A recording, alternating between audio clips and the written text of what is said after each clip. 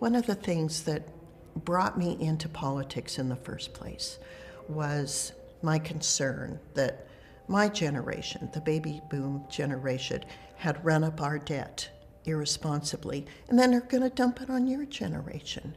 And I just find that just unfair and irresponsible for my generation to do that to yours.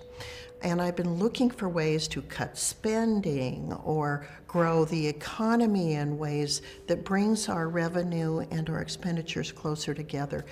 And I have been unsuccessful for years. And then along comes the notion of a strategic Bitcoin reserve, that if you purchase or convert current assets to Bitcoin, hold them for 20 years, we have really good modeling that shows it could reduce the debt in half.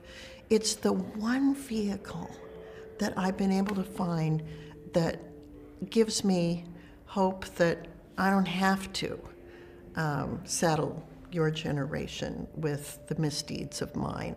So I'm really passionate about the idea of a Bitcoin reserve. What I'm trying to figure out right now is whether it needs to be done legislatively, or whether the Treasury Secretary has the authority to do it right now. And certainly President Trump has signed an executive order in support of a strategic Bitcoin reserve. Legislatively, it has a little more detail in it, in that the Bitcoin Act would provide that there would be vaults, and a variety of vaults around to custody the U.S. supply of Bitcoin. We know that Bitcoin, of course, is completely diverse. There's nothing like Bitcoin in the world. Its scarcity will provide a long-term benefit to U.S. taxpayers, both as we hold it and watch it grow, and as it eventually would become available if the Congress at that time were to cash it in and cut our debt in half. When you cut the debt in half, you cut the interest payments in half. And the fact that right now we're paying more in interest on the national debt than we're paying for defense, than we're paying for Medicare, is just flabbergasting. It's crowding out spending that grows the economy, that creates jobs. So this is an idea, I think, whose time has come. I'm so pleased that President Trump recognizes that and that he's put together a team at the White House to try to see this through.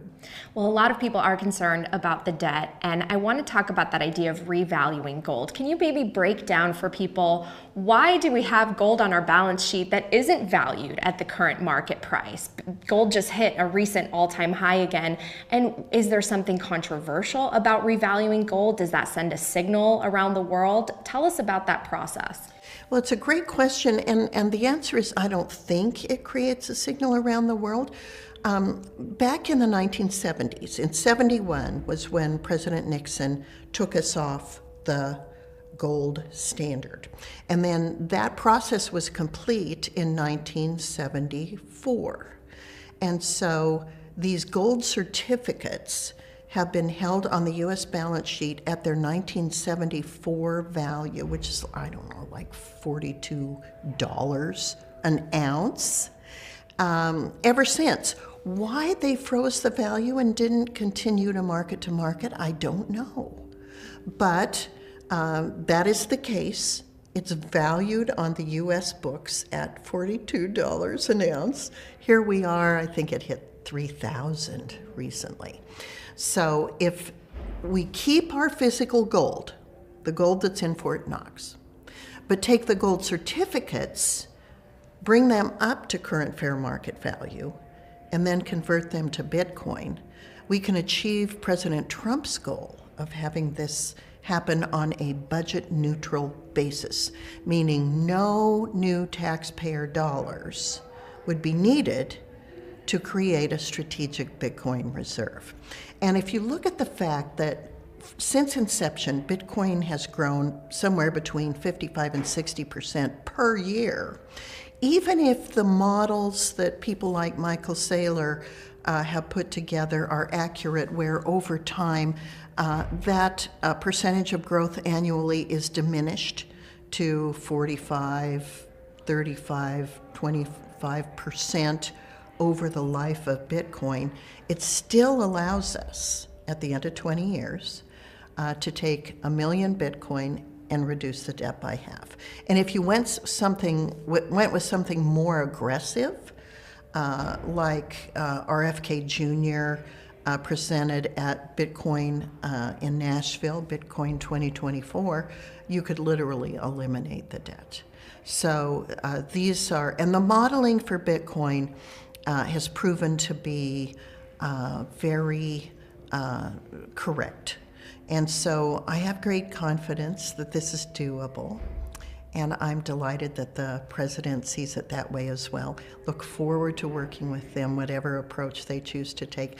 The other thing that the Bitcoin Act does is protect individuals' ability to have an individual wallet, their own private Bitcoin wallet that the government can't get their mitts on. And that's really important to me, because this is freedom money. So what has the pushback been? I mean, it seems like a no-brainer if you talk to Bitcoiners. They say, hey, yes, you should sell the past, like Michael Saylor said, sell the gold, buy the Bitcoin. But what's the pushback you're getting here in DC for that idea? You know, there's still so little knowledge about the attributes of Bitcoin that make it like digital gold. And so when I was working with Kirsten Sinema, former U.S. Senator from Arizona, we had a group that met regularly trying to educate staffers on Capitol Hill about digital assets, about Bitcoin specifically, about Ethereum, about the need for market structure. And yet among members of the U.S. Senate, there's still a learning gap. Which is surprising. The interesting thing is now that the president has highlighted it, I think that members of the Senate are saying, I guess it's time for me to learn about this. And fortunately, there are a lot of really good books that have been written by Bitcoiners specifically over time. We have a great library in this office, so if anyone in the Senate says, hey, I want to learn more about this, I say, I've got a stack of books for you. And so people are taking notice because the president wants the United States to be the digital asset capital of the world. And the world is looking to us, Natalie. We are the capital markets first in choice around the world. And we want to be that way as capital markets are digitized. And it's the future. And the fact that we've gone this long without a framework, a regulatory framework with which people can comply and participate as part of the global economy in a way that's faster and cheaper than anything that we have now is way overdue. So I'm excited about it. We're going to push it forward with all of our might. And hopefully by the end of this calendar year, we'll be celebrating a very different regulatory environment in the United States. Can you share more about what you expect with this framework? Are we going to get that very specific clarity about what is a digital security versus a utility token versus a stable coin, and obviously why Bitcoin is so special and unique as that true digital commodity? Yeah, well, I'm certainly hopeful that we will get that. I think that there's general acceptance on Capitol Hill that the Howey test is the best way to determine what is a commodity and what is a security. The Commodity Futures Trading Commission will still be the regulatory body to which commodities will look to.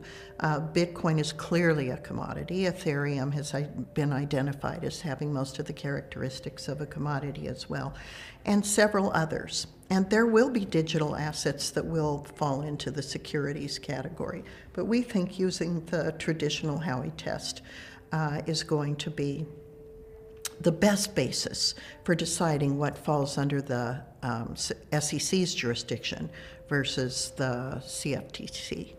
And then we also have a provision in the Lummis-Gillibrand bill about ancillary assets. Those that are more difficult to classify, and those that are appearing on secondary markets and so forth.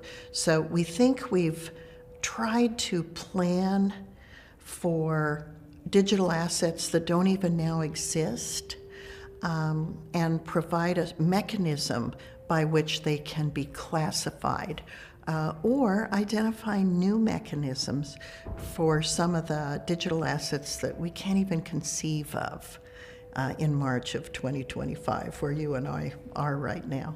I have to ask you, what is your take on meme coins? Because you haven't gone and released a Lummis coin, and so many people were disappointed in the Trump coins that they saw.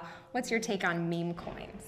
Well, I think meme coins need to be classified for their entertainment value and not for their investment value. And if it's clear that they're for entertainment as opposed to investment, then I certainly don't have any objection. I do worry if a meme is marketed as an investment and then hyped and then subsequently crashes, and people lose confidence in digital asset markets because the expectation of what a meme can do cannot be met. So I think memes need to be classified for their entertainment value. And then, just like games of chance, maybe you'll get lucky, but maybe you won't.